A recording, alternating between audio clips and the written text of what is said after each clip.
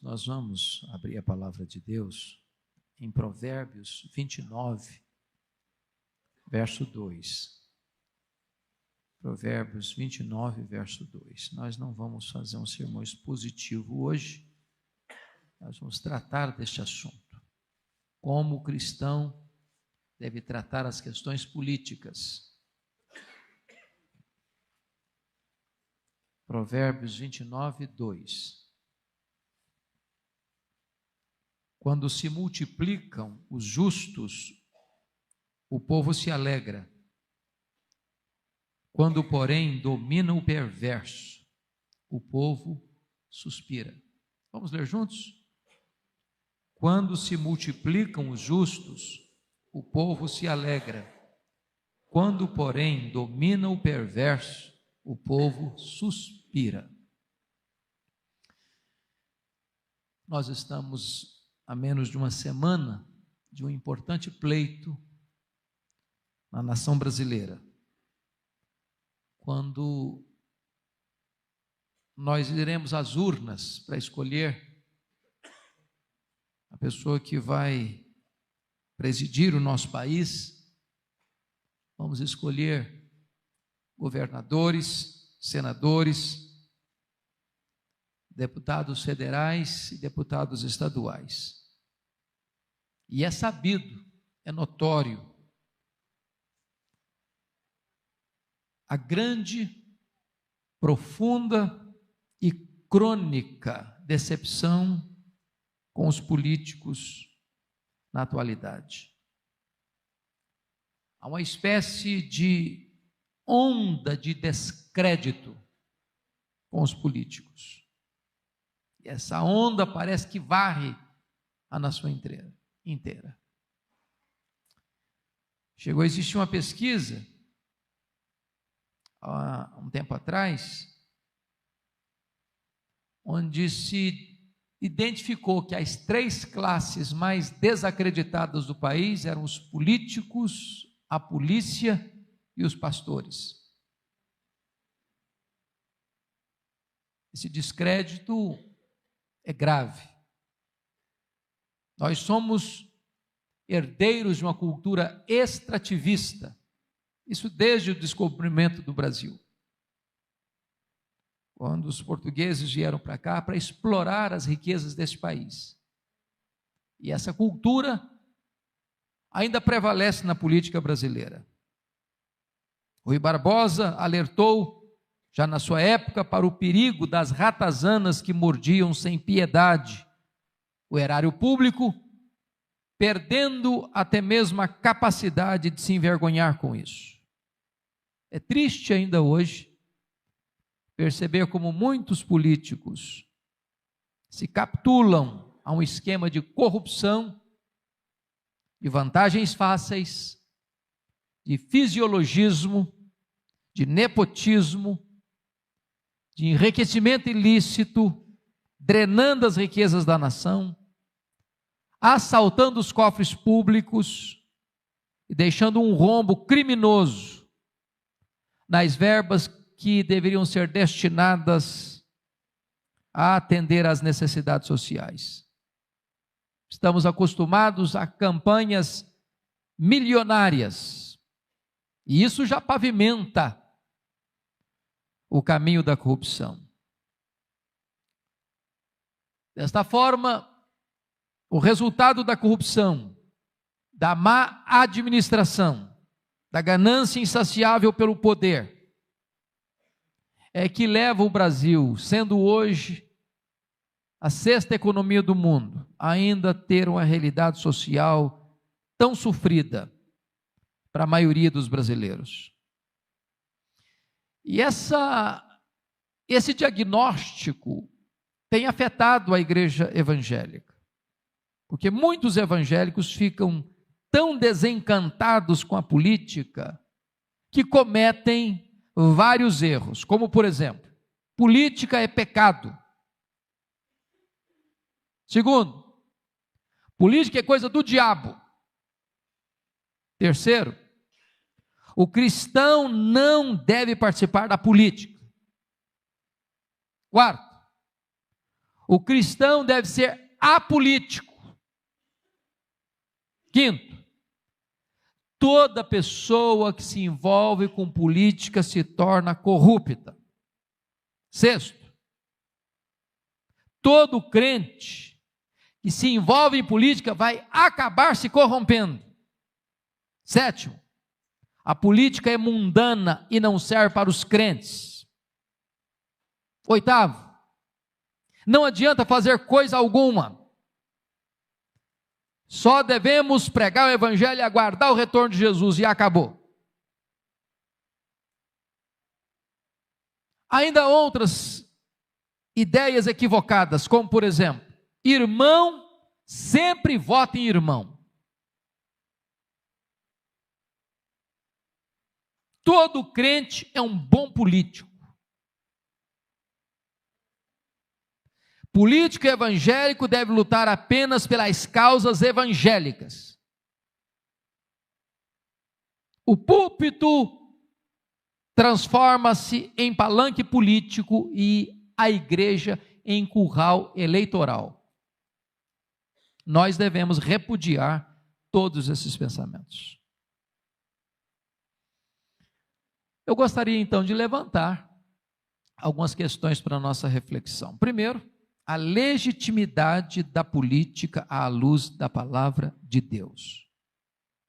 O reformador João Calvino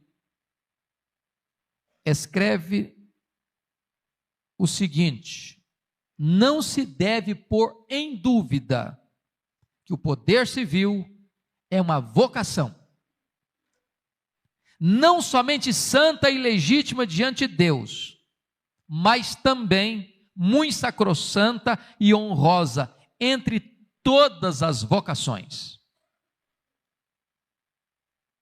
É um chamado, é uma vocação. O apóstolo Paulo, quando escreveu Romanos capítulo 13, ele vai dizer que o poder civil, a autoridade constituída, é ministro de Deus. Ministro de Deus para dois propósitos. Primeiro, a promoção do bem. Segundo, a coibição do mal.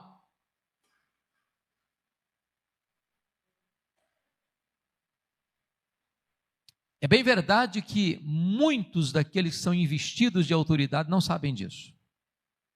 Não acreditam nisso. E não aceitam isso. Mas nem pelo fato de eles não entenderem e não aceitarem, eles não deixam de sê-lo. Portanto, a autoridade tem dois propósitos: a promoção do bem e a coibição do mal. Quando o Estado ou a autoridade constituída deixa de cumprir esse desiderato, esse propósito, esta finalidade, a igreja, que é consciência do Estado, deve alertar o Estado, exercendo voz profética, chamando esta autoridade constituída ao seu verdadeiro propósito, como ministro de Deus. Vale destacar, irmãos, que homens e mulheres de Deus foram levantados na história para liderar, para governar, para legislar. E quando multiplicam os justos, a bênção. Mas quando governa o insensato e ímpio, o povo geme. Deus levantou homens em momentos críticos do mundo, como José no Egito,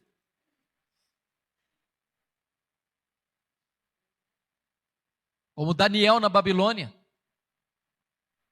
como Neemias em Jerusalém num tempo de crise. E esses homens exerceram com lisura, com grandeza, a vida pública, sem se corromperem. Nós estamos acostumados a ouvir determinados chavões e às vezes não refletimos sobre eles. Por exemplo, o poder corrompe. Como se fosse uma máxima absolutamente verdadeira. Isso não é uma máxima absolutamente verdadeira. o poder revela os corrompidos. A corrupção não está no poder, a corrupção está no coração do homem. Como outra máxima, o homem é produto do meio. Não, o meio é produto do homem. Não é o meio que corrompe o homem, é o homem que corrompe o meio.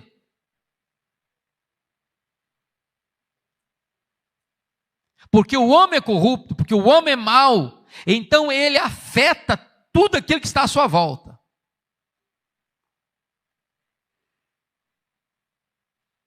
O pensador grego Aristóteles chegou a dizer na sua época que o homem é um ser político. E ele acertou, é verdade. O homem pode ser apartidário, mas nunca apolítico. E aí você tem dentro desse mapa 3 tipos de pessoas: os alienados, os conscientizados e os engajados. Há pessoas que são alienadas. Não querem saber, não querem se informar, não querem compreender a realidade. Há pessoas que são conscientizadas, mas também não se envolvem, mas também não se engajam. Quando eu olho para a Escritura,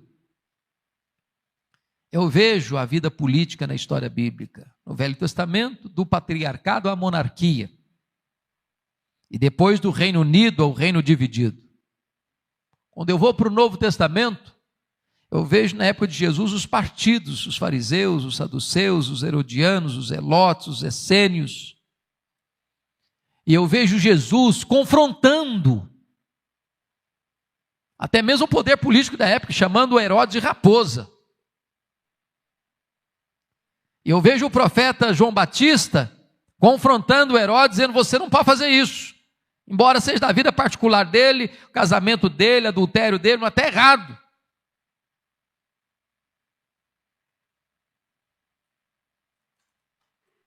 Eu olho a igreja,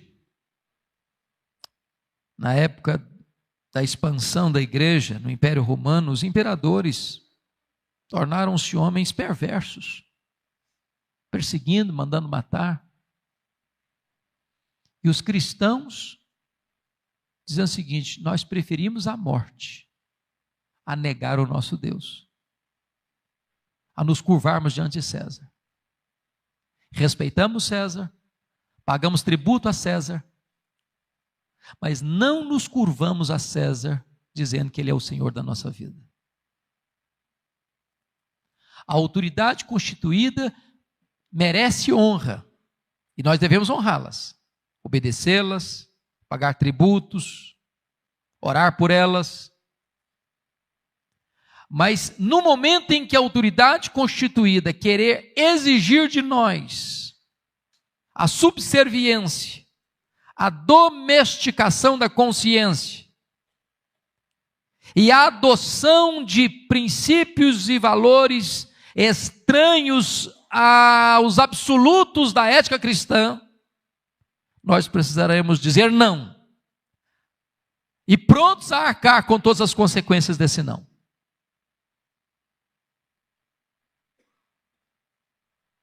Quando eu olho, por exemplo, a igreja política no tempo dos reformadores, a ética social, sobretudo a ética social calvinista, é muito interessante. Os reformadores tinham uma visão muito bonita, e numa frase cunhada depois, mais tarde,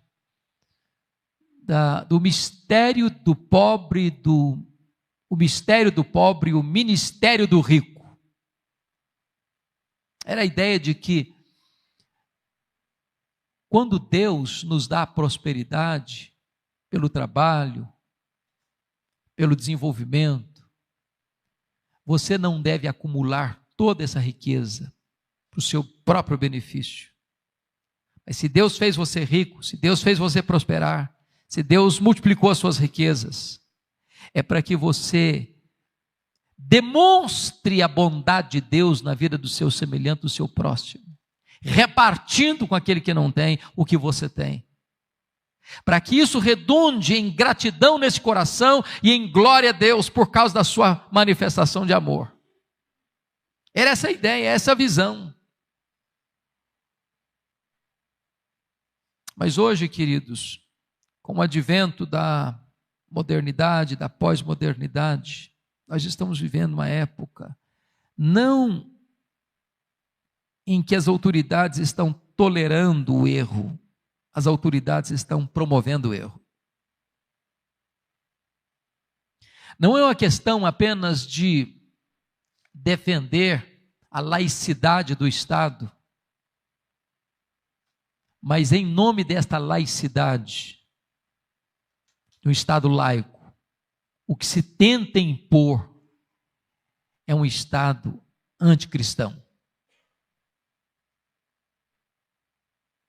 onde os valores absolutos do reino de Deus, eles não apenas existem, mas eles são perseguidos. Você tem uma agenda anticristã, quer se impor essa agenda anticristã. E nós estamos vivendo o Brasil caminhando a passos largos para essa triste realidade, onde aquilo que é o normal é tido como anormal, onde os princípios que devam reger a família, o casamento, a ética cristã, os princípios, os valores, são bombardeados. E se você se posicionar ao lado desses princípios e valores, você é escarnecido, é zombado, é visto como ultrapassado, medieval. Então, queridos, diante disso, eu gostaria que nós pudéssemos examinar alguns princípios de Deus que devem reger a política. Primeiro, vá comigo para Deuteronômio capítulo 17, porque lá, embora dentro de um projeto distinto culturalmente do nosso, mas eu acho que princípios são permanentes. Deuteronômio 17, a partir do verso 14. Preste bem atenção em alguns parâmetros que Deus dá aí. Eu vou ler e vou destacar alguns pontos. Quando entrares na terra, versículo 14, quando entrares na terra que te dá o Senhor, teu Deus, e a possuíres e nela habitares, e disseres, estabelecerei sobre mim um rei, como todas as nações que se acham em redor de mim, estabelecerás com efeito sobre ti, como rei, aquele que o Senhor teu Deus escolher. Homem estranho, que não seja dentre os teus irmãos, não estabelecerás sobre ti, sim, um dentre eles. Então, a primeira coisa é que, princípio, isso é princípio. A igreja, o povo de Deus, precisa orar para pedir a Deus sabedoria para escolher. Nós dependemos de Deus. E nós precisamos pedir a Deus, para Deus iluminar na escolha dos líderes políticos. Versículo 16, porém, este não multiplicará para si cavalos, nem fará voltar o povo ao Egito para multiplicar cavalos, pois o Senhor vos disse, nunca mais voltareis por este caminho. Multiplicar cavalos aqui pode trazer a ideia de multiplicar riqueza. A pergunta é a seguinte, você vai perguntar o seguinte, o camarada quando ele entrou para lá, qual era a realidade econômica dele? Saiu de lá rico? Como assim? Se uma pessoa entra na política, pobre, e sai de lá depois de eleita rica, alguma coisa errada aconteceu. Mas se ele não enricou, mas alguém da família dele enricou, alguma coisa errada está acontecendo. Isso é princípio. Não se entra na política para se abastecer, se entra para servir. Não se entra para se locupletar, se entra para trabalhar. Não se entra na política para se servir do povo, mas para servir ao povo. Versículo 17. Tampouco para si multiplicará mulheres, para que o seu coração se não desvie. Nem multiplicará muito para si prata ou ouro. Ou seja, a vida moral de quem está em posição de destaque não pode entrar pelo caminho dos prazeres incontidos. Ou seja, não é porque está no poder, que tem todo o glamour do poder, que tem todas as facilidades do poder, que a pessoa vai abrir espaço para uma vida desregrada. A vida do líder político precisa ser uma vida de integridade moral. Não pode ele se capitular nem à pressão, nem à sedução do poder, nem para os prazeres, nem para a riqueza ilícita.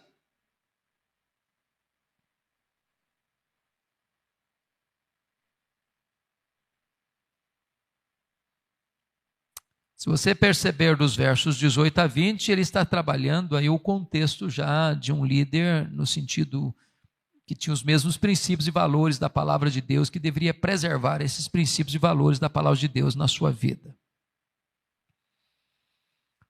Segundo ponto que eu queria chamar a sua atenção: o povo de Deus não deve ser omisso, mas líder na questão política. Prestem atenção, irmãos. Essa ideia hoje, duas ideias erradas no meio evangélico hoje. Primeiro é de que crente verdadeiro não pode entrar na política. Isso é um equívoco. Isso é um equívoco. Isso é um equívoco. Eu acho que um crente cheio do Espírito Santo pode e deve, se ele tem vocação, se ele tem preparo, se ele tem ética.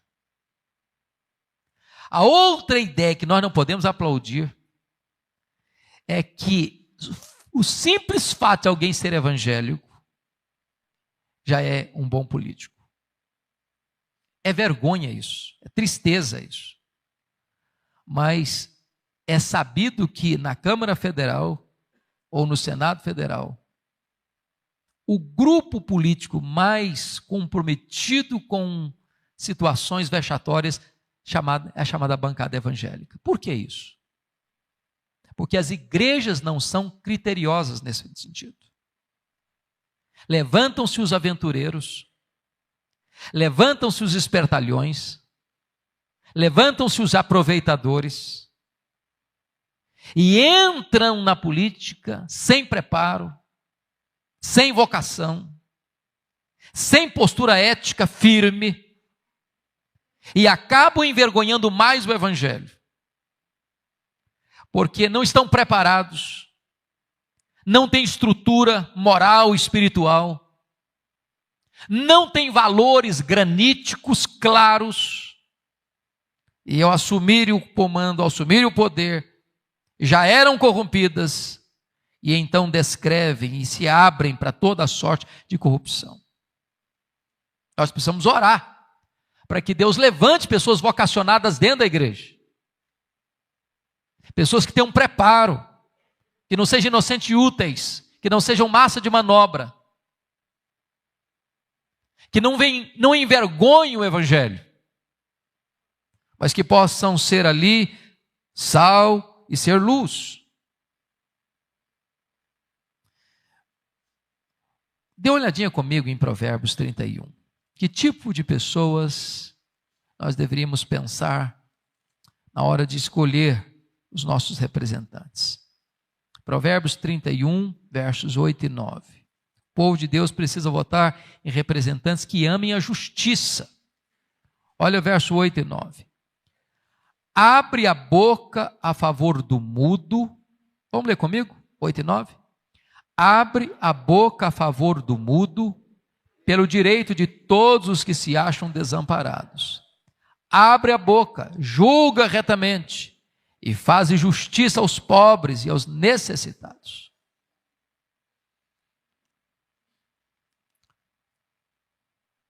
O que esse texto está querendo nos informar é que um líder político, sobretudo, ele precisa ter compromisso com a justiça e com a misericórdia.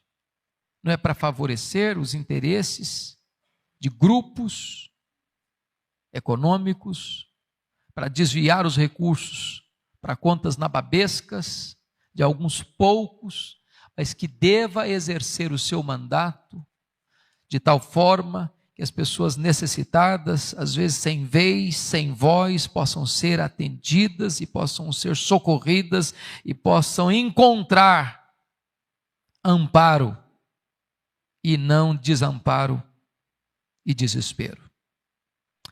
Eu queria, portanto, olhar com vocês aqui alguns princípios ou perfil de um político segundo os princípios de Deus. Primeira coisa, vocação. O que é vocação? O que é vocação? John Mackay escreveu um livro magnífico. E nesse livro ele diz que há muitas pessoas hoje que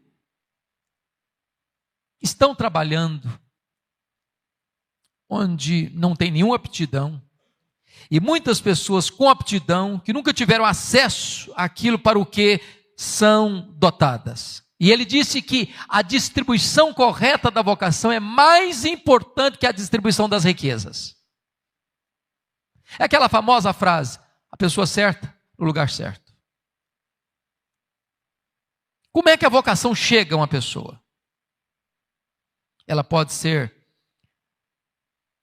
vocacionada por um pendor natural ou por um conhecimento de uma realidade. Por exemplo, imaginam comigo a vocação de Neemias, o governador de Jerusalém, o homem que arranca a cidade dos escombros, depois de mais de 120 anos, aquele povo amargando uma cidade cheia de muros quebrados, de portas queimadas, de miséria, de fome, de opróbrio. E esse homem chega, em 52 dias, ele tem um plano, ele tem uma ação, ele tem uma mobilização, ele retira a cidade do opróbrio. A vocação dele não foi apenas um pendor, mas foi um conhecimento, uma informação, uma realidade. E ele toma ciência dessa realidade.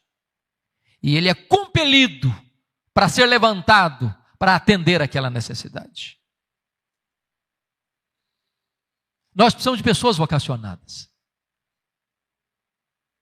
E Calvino dizia, uma sacrossanta vocação. Talvez deveríamos trabalhar isso desde as crianças, os nossos adolescentes, os nossos jovens, plantar no coração deles sonhos, ideais, propósitos. Quem sabe assim nós pudéssemos ter uma geração de pessoas fortes, preparadas para os grandes desafios da vida pública no nosso país. Segunda coisa, irmãos, além da vocação, é preparo intelectual. Preste bem atenção nisso. A vida pública, a vida política, exige preparo intelectual, sério. Porque senão, a pessoa vai se eleger e vai ser um inocente útil. Vai ser um mudo, entrar mudo e sair calado. E se falar, fala bobagem. Então não dá para ser para aventureiro. Não dá. Tem que ter preparo. Agora, preste bem atenção. Preparo sem vocação é problema. Porque uma pessoa, se ela for preparada, mas ela não tiver nem vocação e nem ética, vai ser pior ainda. Porque ela vai usar todo o expertise dela, vai usar todo o conhecimento dela, vai usar toda a ciência dela para fazer mais rombos ainda, mais falcatruas ainda. Vai ser mais nociva ainda. Porque o problema da sociedade, do ser humano, não é apenas informação, é sobretudo transformação. Desta forma, o positivismo estava equivocado, achando que dando cultura às pessoas, estamos resolvendo todos os problemas delas. Não estamos. Não estamos. Se fosse assim, todo mundo que tem aí seu curso superior, chegou ao 3º grau, todos os problemas estavam sanados da sociedade. E não estão. E não estão. Portanto, tem um terceiro elemento importante. É o caráter. É o caráter. A pessoa tem que ter vocação, ela tem que ter preparo, ela tem que ter integridade. Integridade. Agora, é possível uma pessoa entrar na vida pública e manter um caráter impoluto, incorruptível, não ceder, não se dobrar nem à sedução do poder, nem à pressão do poder? Será que é possível?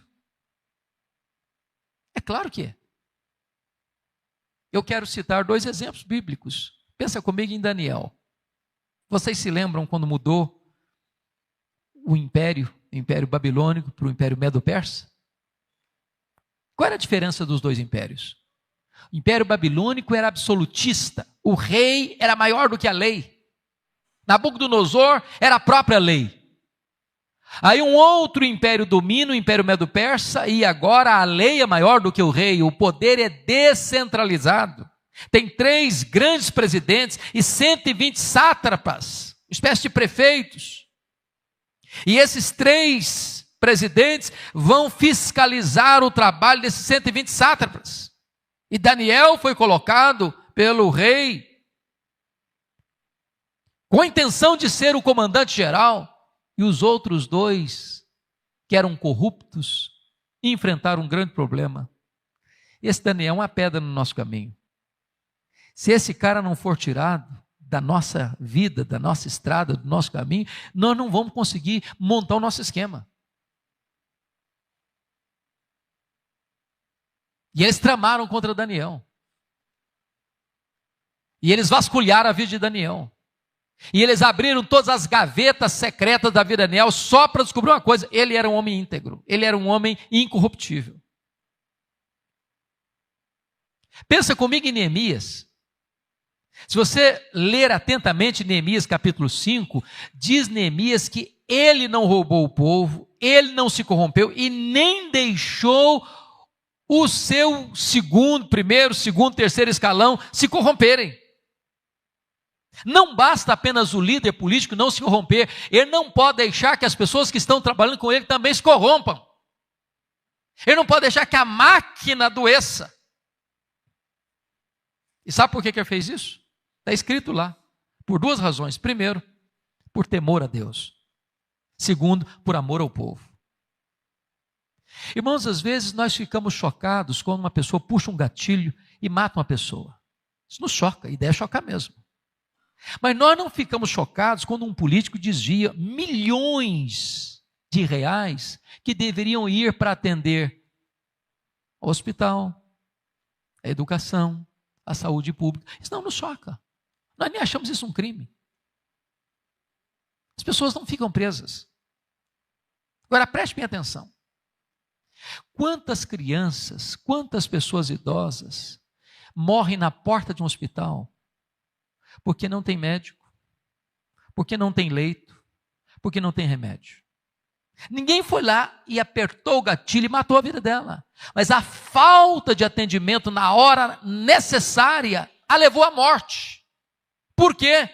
Porque aquele dinheiro que devia ter sido destinado para atender essa necessidade foi desviado para a conta de alguma pessoa inescrupulosa. Desta maneira, queridos irmãos, o que falta é o quê? Temor de Deus e amor às pessoas. Quarta coisa, coragem. Um líder político precisa ter coragem para se envolver com os problemas mais graves que atingem o seu povo. Aquela pessoa que se propõe à vida pública e que está buscando apenas benesses, favores e cuidar dos seus interesses e buscar para si, ele não é vocacionado. Porque o vocacionado, ele é vocacionado não para buscar seus interesses, se locupletar e construir para si. Ele se doa, ele se entrega, ele busca o bem comum, ele busca o bem público, ele quer ajudar, ele não quer se abastecer. Foi isso que Neemias fez. Pense comigo em Neemias. Primeira coisa que me encanta em Neemias, como governador de Jerusalém, ele tem coragem de fazer perguntas. Fazer perguntas é um negócio muito sério, sabia? É arriscado. Qual foi a pergunta que Neemias fez? Como é que está a minha cidade? Cidade do sepulcro dos meus pais. Como é que está aquele povo lá? E aí Anã disse, olha, Aquele povo está debaixo de uma grande miséria e opróbrio. Os muros estão queimados, os muros estão quebrados, as portas estão queimadas a fogo. O que significa isso? Muro quebrado, não tem segurança pública. Portas queimadas, onde os juízes julgavam as causas. O poder judiciário está falido. Pobreza, o povo está carente. Opróbrio, o povo está esquecido. Quando você faz perguntas, você se torna responsável para atender às necessidades que chegam aos seus ouvidos. Por exemplo, nossa cultura brasileira, você chega para a pessoa e fala assim, bom dia, tudo bem? Esse tudo bem está no pacote do bom dia. Você não quer saber como é que a pessoa está. Se ela for parar para contar, você não quer ouvir.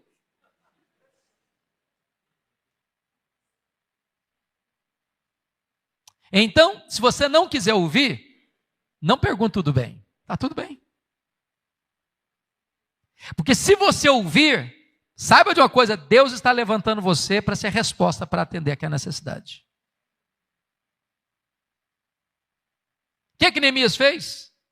Ao tomar pé da situação,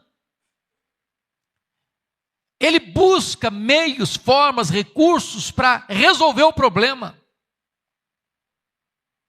E ele tem coragem para chegar lá, diagnosticar o problema, investigar a situação, conversar com a liderança, mobilizar o povo, estabelecer metas, estabelecer estratégias e trabalhar para que o problema fosse resolvido.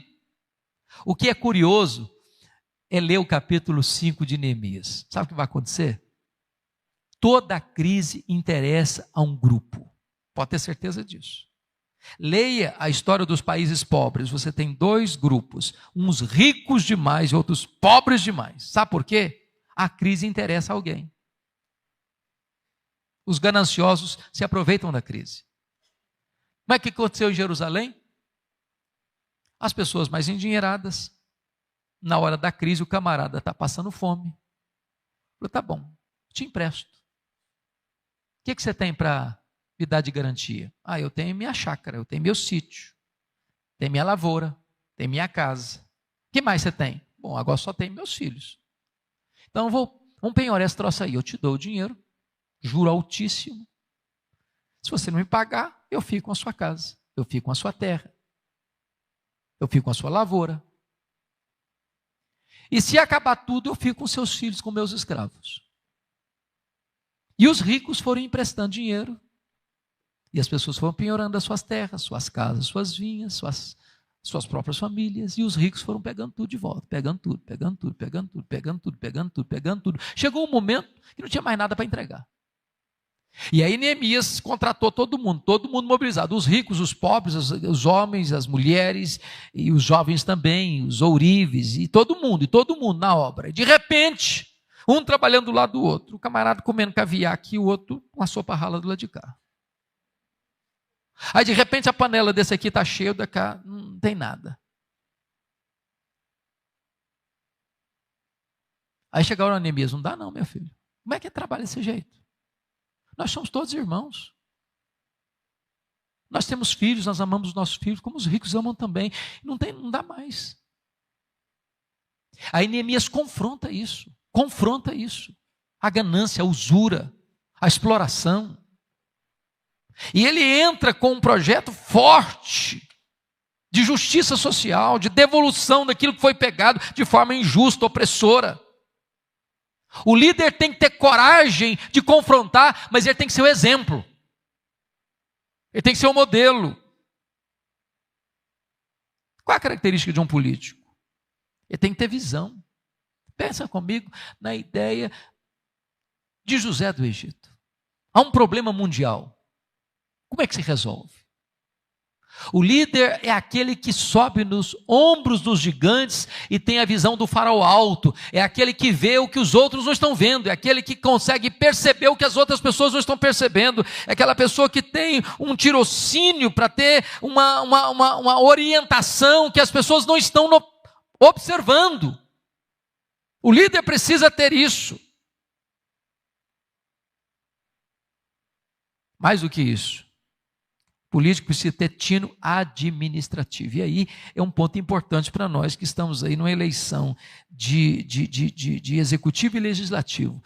Você já parou para perceber que alguns políticos são maravilhosos no legislativo, mas quando se aventuram a entrar para prefeito, para governador, para presidente, é um fracasso? Fracasso. Porque a vocação dele não é governar, a vocação dele não é administrar. Ele é uma boa pessoa de palanque, ele é uma boa pessoa para tribuna, ele é uma boa pessoa para formular leis, ele é uma boa pessoa para trabalhar todo esse métier, mas quando chega o poder decisório na mão dele, ele não sabe decidir. Cada um precisa entender qual é a sua vocação, qual é o seu chamado.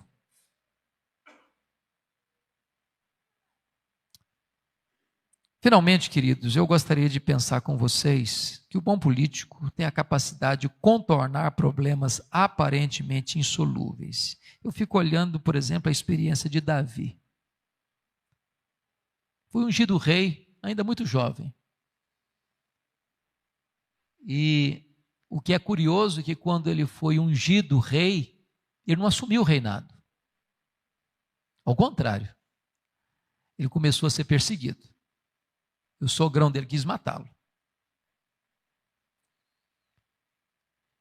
E se você nunca leu o livro O Perfil dos Três Reis, valeria a pena ler. Porque esse livro, o autor diz o seguinte, que Deus usou Saul para matar o Saul no coração de Davi. Para que Davi não fosse um Saul 2.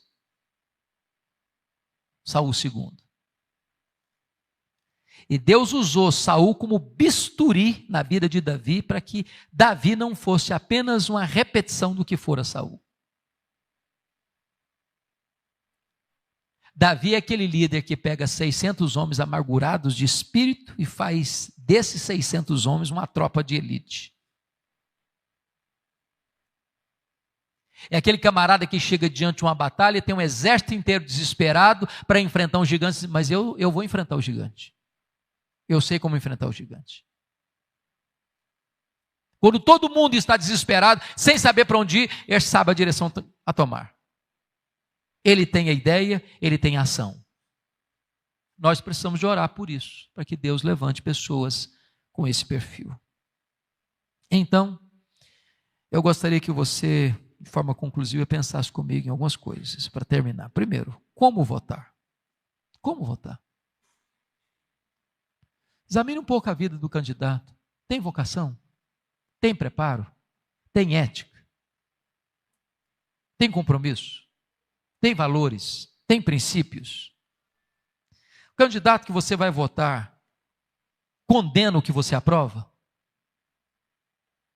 Reprova o que você crê? Combate o que você defende? Você não pode ser incoerente. Segundo,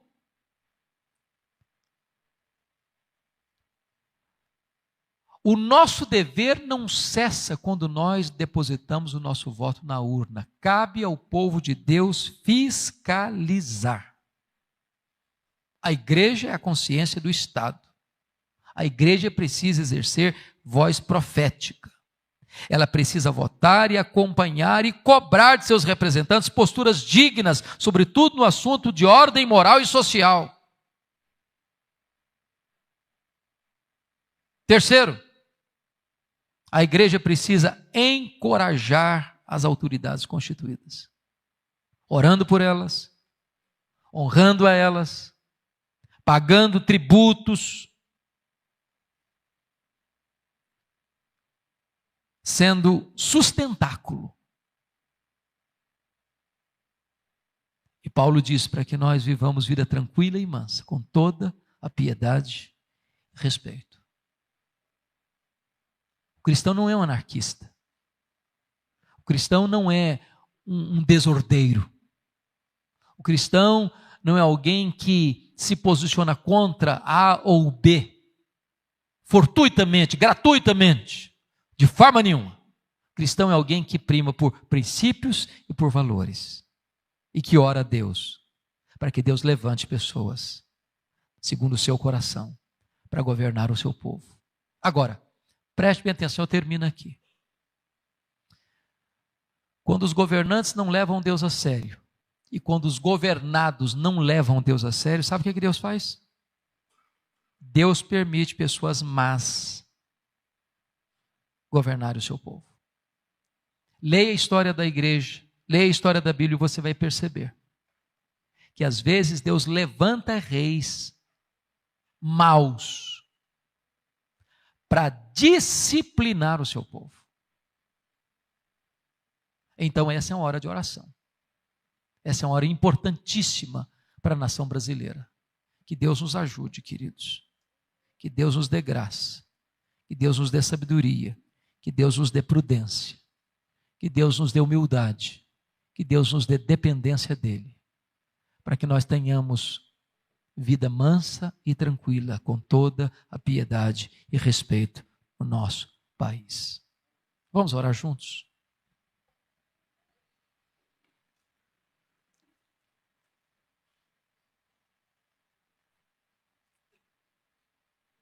Vamos ficar em pé.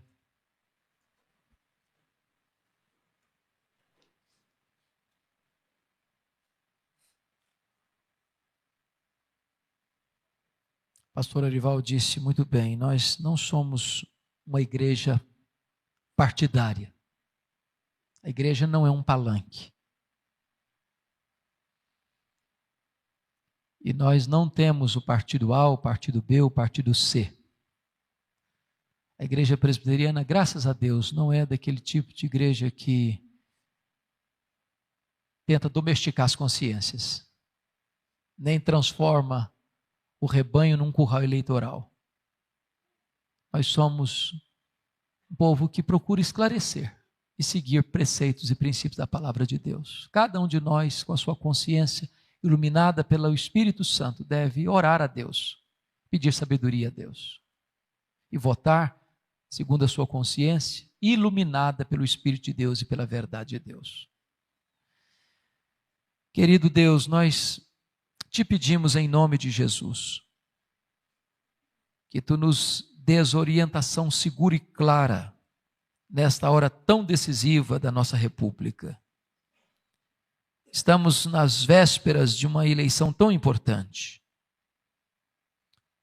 E nós estamos assistindo e vendo, Deus, debates acirrados, acusações pesadas, lutas homéricas.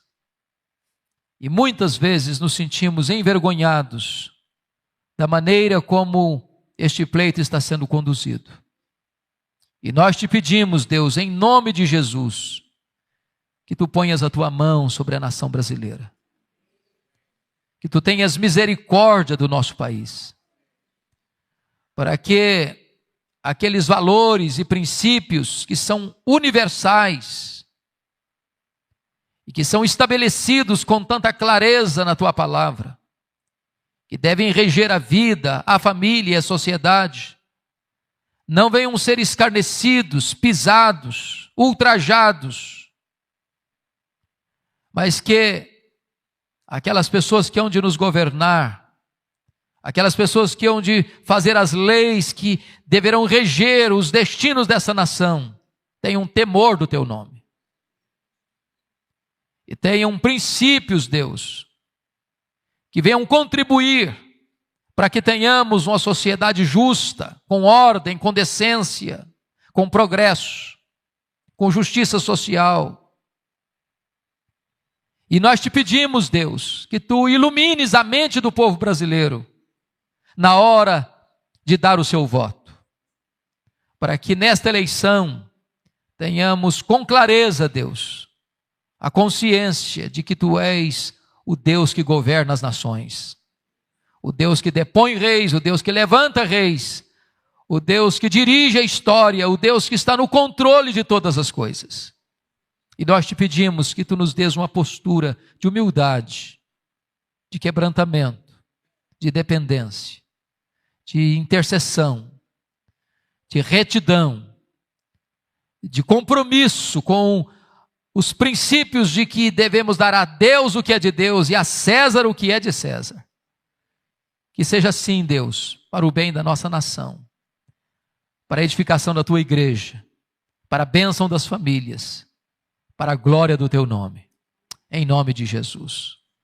Amém.